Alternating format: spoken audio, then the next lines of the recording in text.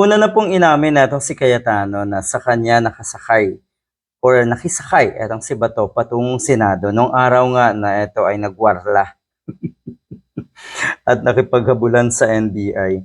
Inamin netong si Cayetano na sa kanyang sasakyan nakisakay. Tapos ngayon, anong sinasabi netong si Cayetano? Wala daw siyang ginawa para tulungan, hindi daw siya ang salarin. Hindi daw siya ang tumulong kay Bato para makatakas ito. Ang sinabi pa nga niya, hindi daw naman escape ang ginawa ni Bato. Ikaw sigurado ang dapat gumawa ng paraan dyan. Kasi kung tutuusin, talagang masisisi ka ni Bato. Baka nga magkalaglagan pa kayo kung na sakote talaga at na aresto etong si Bato. Dahil totoo naman, sa lahat ng nakikita nating komento, alam ng mga kababayan natin na ikaw ang may pasimuno, Mr.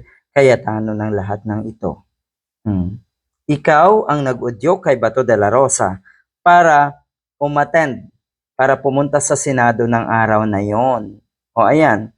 Sa akin nakasakay and I didn't tell daw my sister. Kaya pala itong si Cayetano, Pia Cayetano, ay tila ba gulat na gulat ko, no? Talaga ba? Hindi alam ng sister mo? Ay unang ang nabalita na sasakyan ng sister mo ang ginamit. Di ba to? Di ba? I did not tell daw any member of the majority na siya ay a-attend.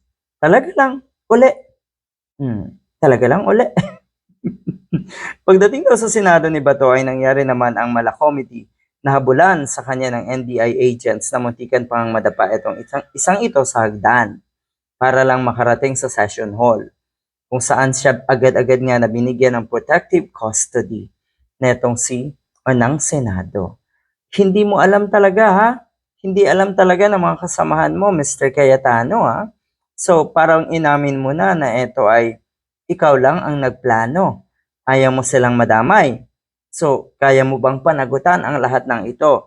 Dahil kung tutuusin, naku, obvious din itong si Mr. Padilla na tumulong kay Bato de la Rosa para ito'y makawala nga sa Senado. Ang sinasabi nga ang kumakalat ngayon, namataan daw sa NAIA Terminal, etong si Padilla sa isang local flight lang. Ayan. Ano yan? Ano nangyari, Mr. Padilla? Madaling araw na andyan ka sa airport.